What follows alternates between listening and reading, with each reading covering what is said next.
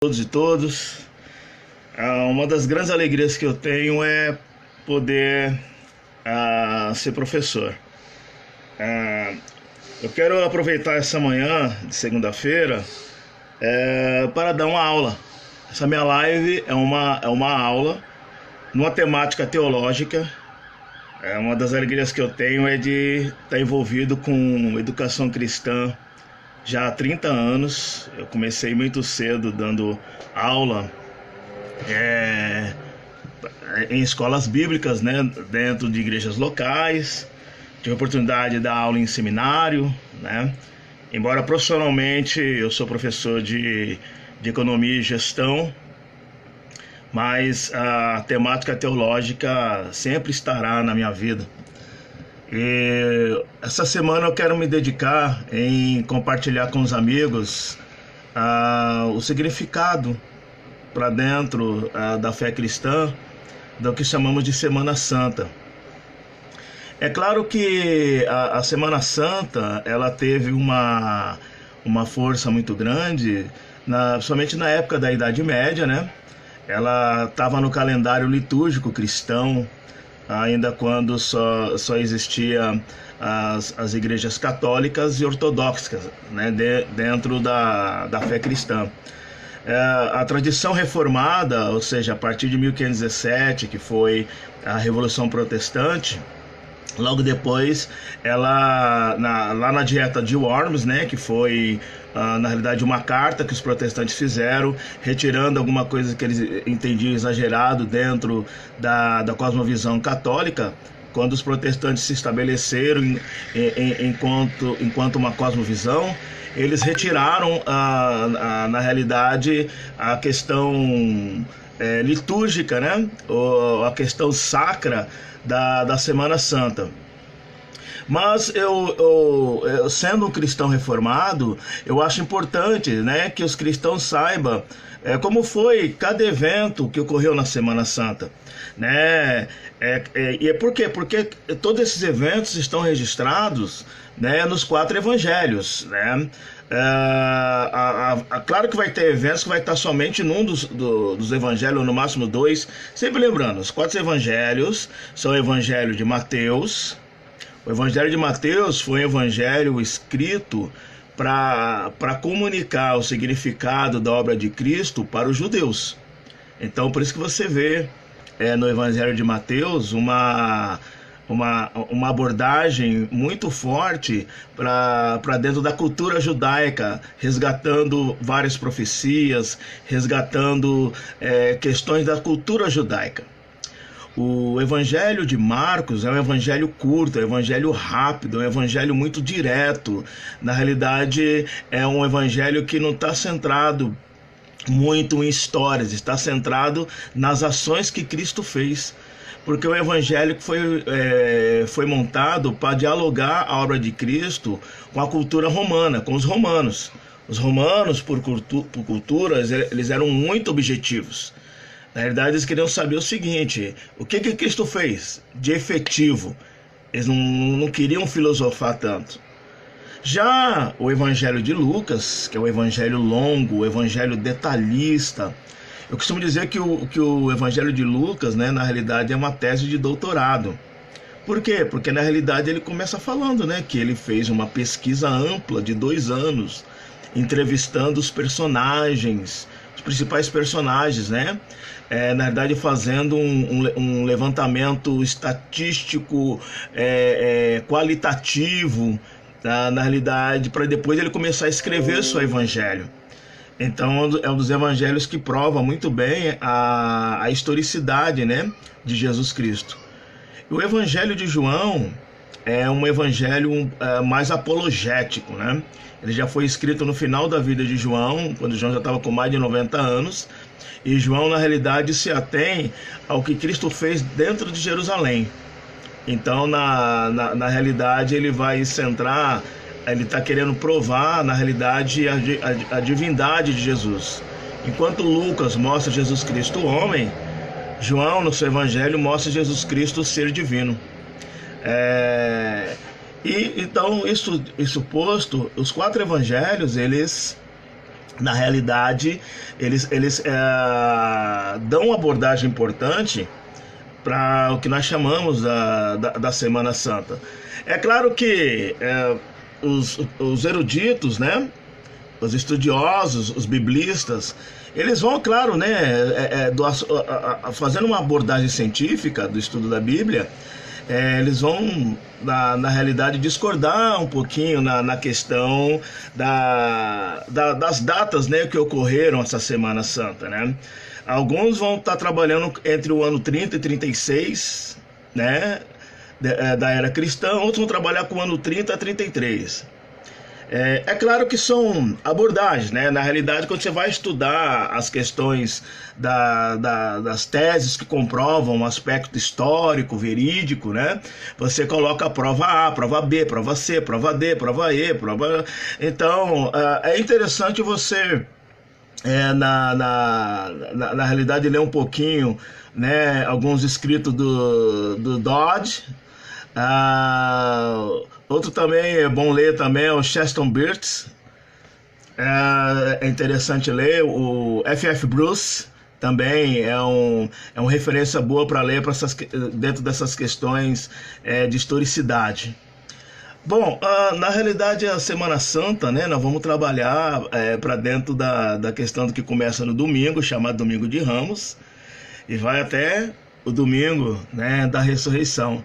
É claro que o ponto central da Semana Santa é a sexta-feira da Paixão, que é o dia da morte de Jesus Cristo. Mas vamos fazer um resgate um pouquinho do domingo da Paixão. Então, ou seja, domingo da Paixão, ela vai tratar da entrada triunfal de Jesus em Jerusalém. Ele vai estar relatado lá em Mateus 21, de 1 a 11, vai estar em Marcos 11, de 1 a 11, vai estar em Lucas, capítulo 19, do 28 a 44, e vai estar no Evangelho de João, 12, do versículo 12 ao 19. Na realidade, você tem que entender, para reflexão, que tudo que Jesus Cristo fez foi literal, mas ao mesmo tempo você tem que pensar na reflexão metafórica, na reflexão da profundidade do que significou cada ato e cada palavra de Jesus, né? A literalidade, ela é histórica, mas esses fatos que ocorreram há 2020 anos atrás, né, como é que dialogam para a nossa realidade latente, né, aqui do século XXI, nesse pensamento pós-moderno, né, para dentro de um conceito líquido, mas sempre lembrando que, na realidade, a sociedade é líquida, mas os problemas, as questões são sólidas. Tá aí a crise do coronavírus para, né, não desmentir este conceito que eu estou dizendo. Bom, mas é claro que você sabe que Jesus entrou na cidade de Jerusalém montado no jumentinho. Ponto principal. Tudo que Jesus Cristo fez e falou, ele só fez e falou cumprindo o que já havia sido predito em profecias. Jesus, ele nasceu em Belém porque estava profetizado que "E tu, Belém, terra de Efrata, de ti sairá o Salvador do mundo".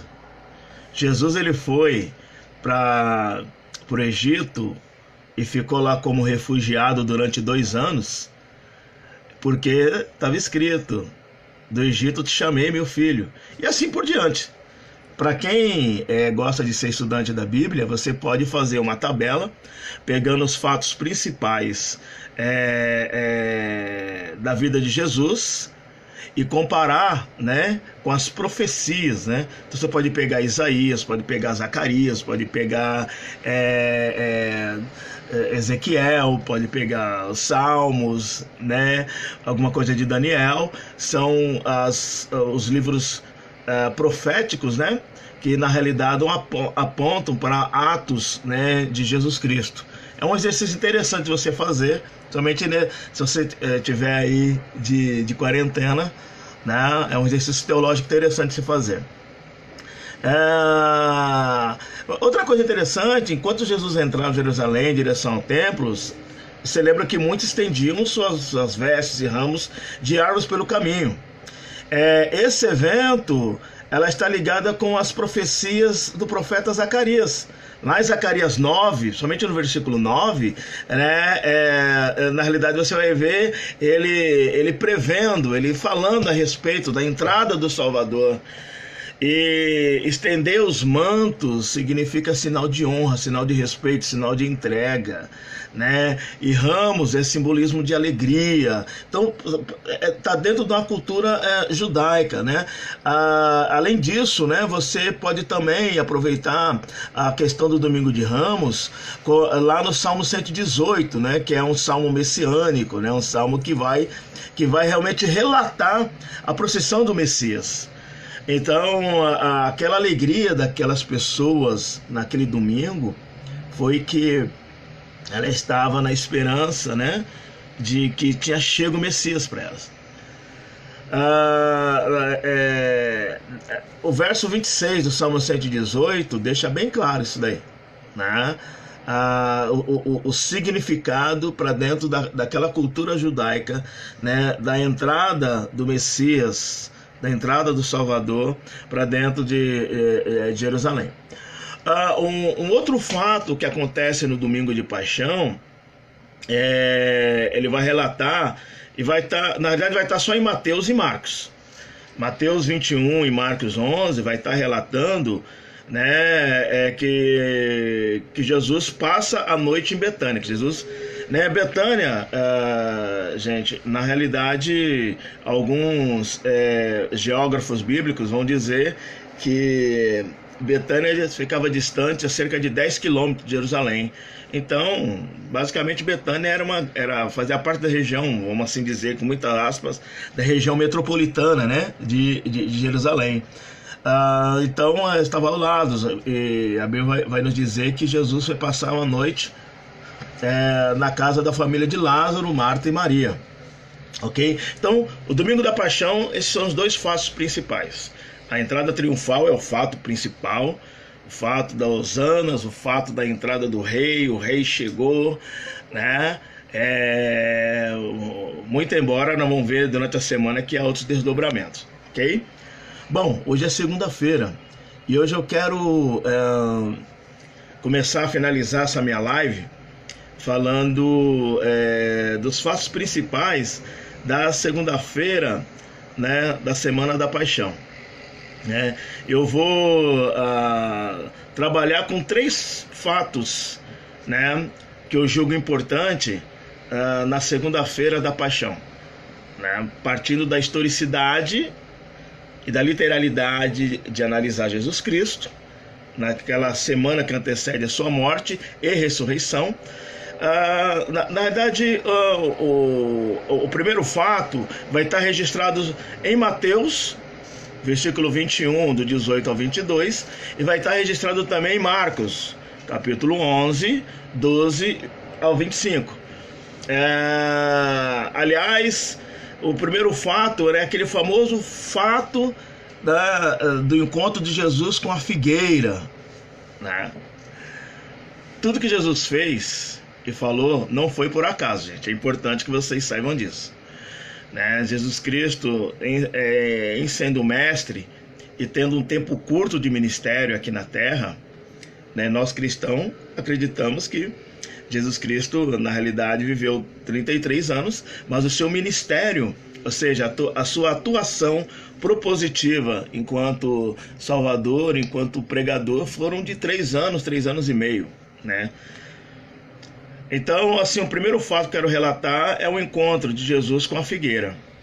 O texto vai relatar que Jesus Cristo estava caminhando e ele teve fome.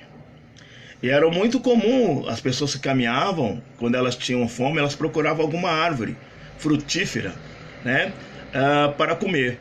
E geralmente, é claro que não estava no tempo dos figos, mas toda figueira, ela, mesmo em época de não frutificar, ela tinha alguns frutos, ficavam, né, dentro pendurado na figueira, alguns figos que nasciam fora do tempo.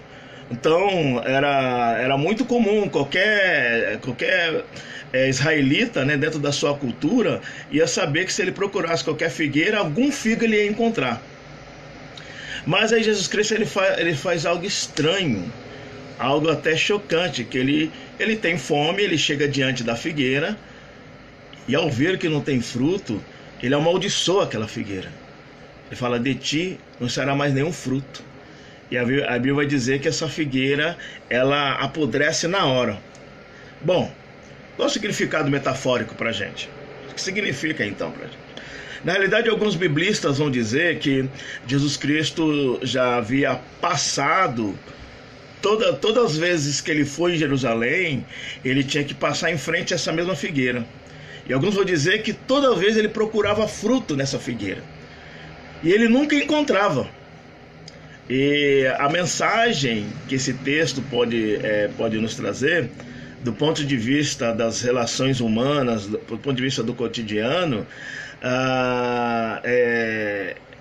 é que é impossível relacionar-se com Jesus e não produzir nenhum fruto que Jesus Cristo espera. Quando alguém que quer se relacionar com Jesus e não produz nenhum fruto daquilo que Jesus Cristo espera, Jesus Cristo o rejeita. É forte, né? Mas essa é a realidade. É claro que quem é da área da escatologia pode também pegar a teoria, né, da figueira para poder fazer projeção, mas eu não vou entrar nisso, tá, gente? Até porque é meio absurdo, é uma teoria muito baseada no Vimalgo, que fez muito sucesso lá no começo dos anos 90, naquela chamada teoria escapista, né? É uma loucura, eu não vou entrar nisso aqui, ok? Vamos ficar assim, só na questão das relações humanas, que é melhor pra gente. Mas o importante é isso.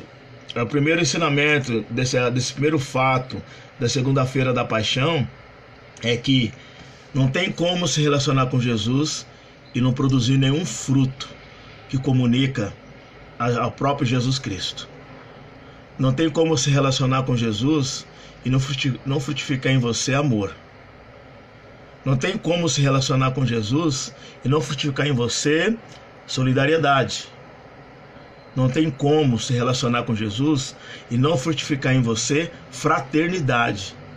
Não tem como se relacionar com Jesus e não frutificar em você as próprias categorias de Jesus. Então, toda vez que Jesus chegar até você procurando algum fruto, se você se relaciona com ele, um fruto aparecerá. O segundo fato da segunda-feira da paixão é um fato forte, é um fato que dá muito o que falar. É o que já vai estar nos evangelhos sinóticos. Evangelhos sinóticos, os evangelhos de Mateus, Marcos e Lucas.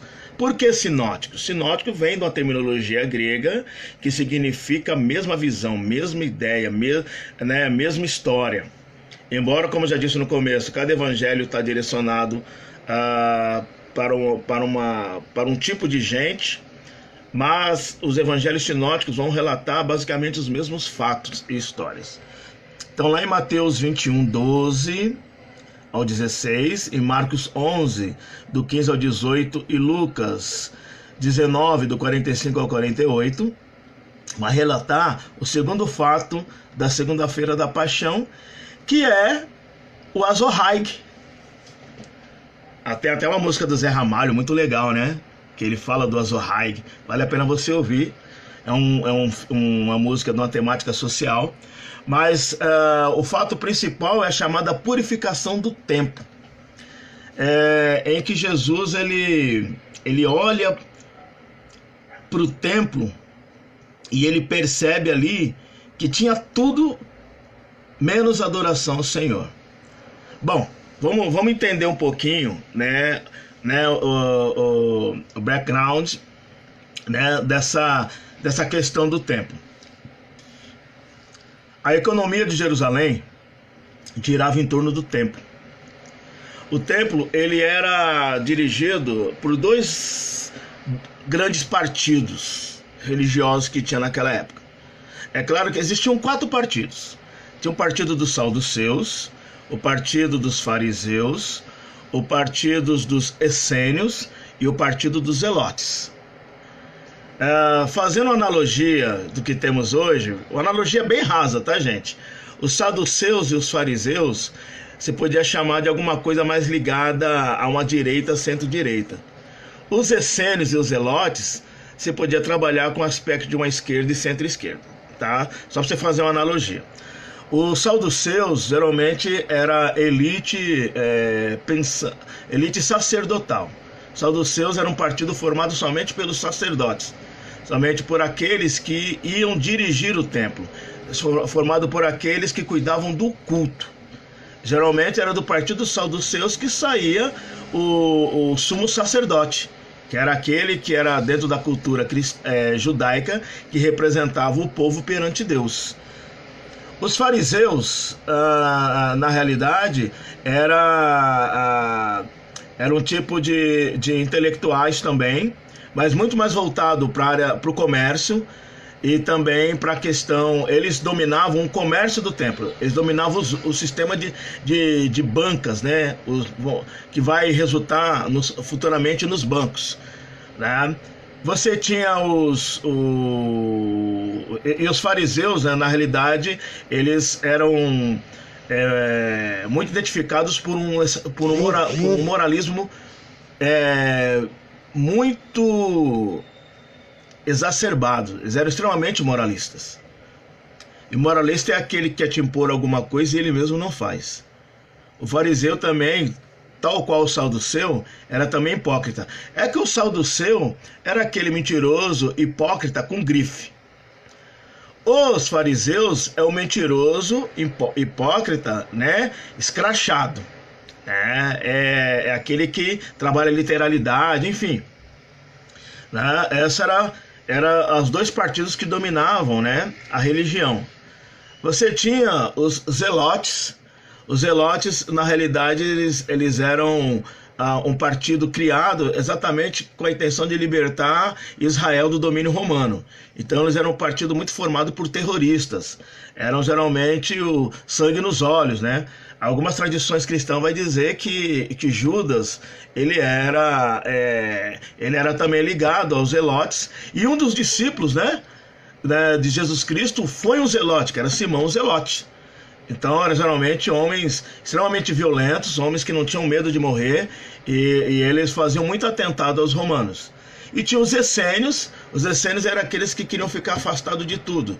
Eram geralmente voltados para a meditação, né? Então eles ficavam afastados e, enfim, eles queriam a purificação pela leitura dos textos proféticos, enfim, é mais ou menos essa linha. Bom, o segundo fato principal é que Jesus Cristo chega no templo e ele na realidade evidencia a mercantilização que estava no templo.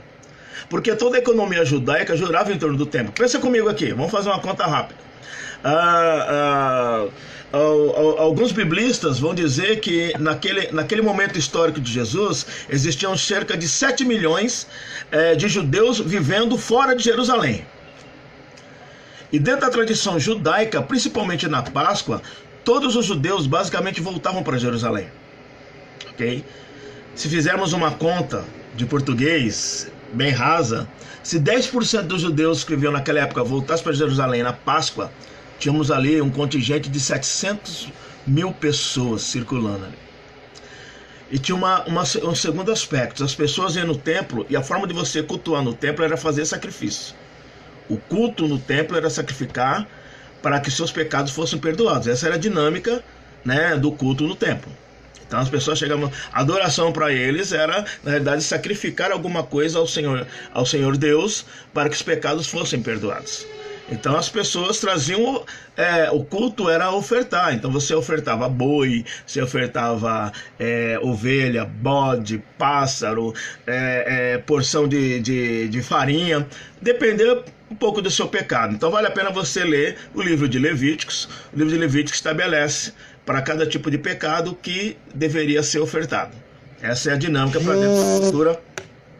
para dentro da cultura judaica. Ok? Bom, as pessoas viam de todas as partes do mundo conhecido, porque o judeu estava espalhado no mundo. O que isso quer dizer, gente? Peraí que o celular está vibrando aqui, mas não tem problema. O que isso significa? Não perca o raciocínio. As pessoas chegavam e tinha ali uma lei no templo que só podia ser aceito para comprar os animais, porque ninguém ia vir de Roma trazendo um boi no navio. Ninguém ia viajar 4, 5 dias trazendo animais. Então as pessoas deixavam para comprar lá no templo. E quem dominava esse comércio? Os fariseus. Só que ali eles inflacionavam muito o preço. Então, se uma ovelha custava 10 moedas de ouro, chegava lá no templo e custava 100 moedas de ouro. Significava, gente, que era muito dinheiro envolvido ali. E os fariseus que dominavam esse comércio. Você não. E outra, para comprar aquele animal você tinha que usar a moeda do templo. Então você tinha que fazer o câmbio. E era nesse câmbio que eles inflacionavam muita coisa. Olha só. Então o que acontece? Jesus Cristo, ele evidencia aquilo. Ele fala para o povo, fala: vocês estão sendo explorados, vocês não estão adorando a Deus, né? E esses homens que se dizem moralistas e adoradores são verdadeiros exploradores. Então ele faz um azorraig, porque tem hora que não adianta mais usar palavras, tem hora que não adianta mais pregar, tem hora que você tem que agir, e às vezes até com uma certa violência direcionada. Estranho, né? Mas foi o que Jesus Cristo fez. E Jesus Cristo, como ele tinha uma popularidade muito grande, veja bem, ó, tinha no dia anterior entrado como rei. Então ele estava com cancha, ele estava com lastro, ele estava com muito apoio popular. Ele vai e faz o azorraig. Ele sai quebrando, ele sai desmontando o sistema financeiro, ele sai desmontando o sistema explorador, ele sai desmontando e evidenciando o sistema que esmaga a boa intenção daquele povo. Por isso ele não só, literalmente ele expulsou. Porque na realidade o sentido do templo é uma aproximação com Deus. O sentido do templo não pode ser um aspecto financeiro, um aspecto de conveniência, um aspecto como se Deus fosse o seu desodorante. Não tem como se relacionar com Deus e querer fazer uma relação de troca, uma relação de escambo, como se Deus fosse dever alguma coisa para você. Então esse é o segundo fato da segunda-feira da paixão. Jesus Cristo, ele desmonta, né, um sistema exploratório. A minha esperança é que a fé cristã que nós confessamos venha a ser uma voz que venha desmontar um sistema financeiro de exploração que nós vivemos nesse século XXI, que já vem há muito tempo.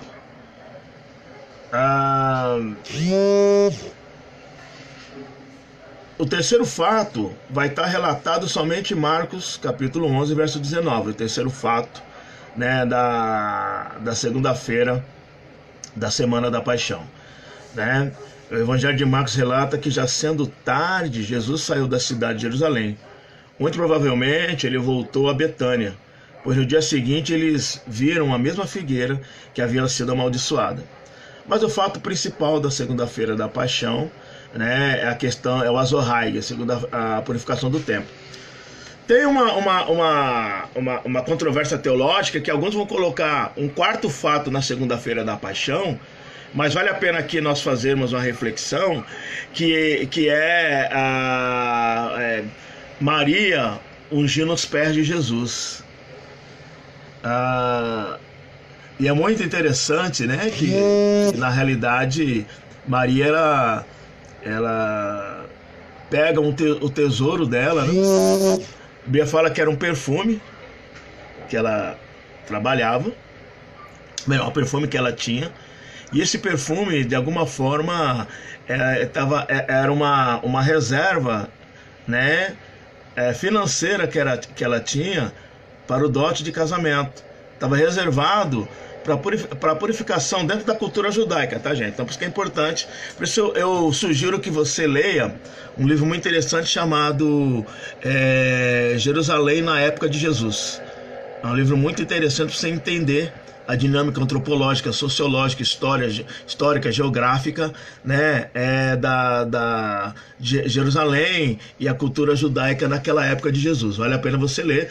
Deve ter em PDF aí, ou deve ter alguma resenha, vale a pena você fazer essa leitura. Mas qual o significado, então, para o século XXI, né, desse desprendimento que Maria teve em ungir os pés de Jesus? Primeiro que ungir os pés significa sinal de subserviência, sinal de que eu aceito com alegria ser teu servo, ser tua serva. Segundo, que ao ela colocar um perfume tão valioso aos pés de Jesus, e abre o parênteses aqui, a Bíblia vai dizer que Judas, né, que cuidava do dinheiro dos apóstolos, ele faz ali uma reflexão, né, na realidade hipócrita, né, que ele vai dizer, olha, para que desperdiçar este perfume? A gente podia vender e dar aos pobres. E Jesus Cristo, ele dá uma resposta, né, à altura, uma resposta certeira, olha, vocês sempre terão os pobres, porque pobreza é um problema que os humanos têm que resolver, né? Então Jesus Cristo falou assim, a questão da pobreza é uma questão que cabe a vocês resolver, vocês sempre terão, então vocês aprendam a resolver essa questão da pobreza. Mas o fato principal é que, na realidade, para se relacionar com Jesus, é preciso ter desprendimento, é preciso que a entrega seja total, e é preciso que, na realidade, Jesus Cristo seja a coisa mais preciosa que você tenha.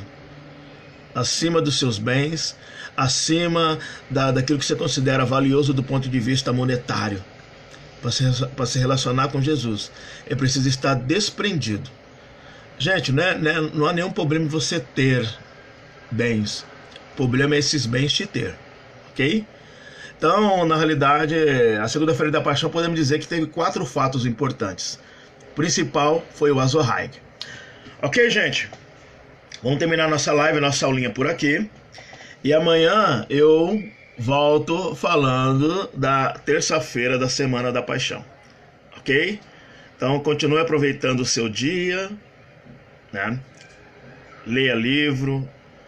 Vai na sacada do seu prédio ou no quintal da sua casa, faça exercícios físicos, faça live com seus familiares, né? Você, de acordo com a sua matiz, com a sua cosmovisão religiosa, né? Pratique a sua espiritualidade.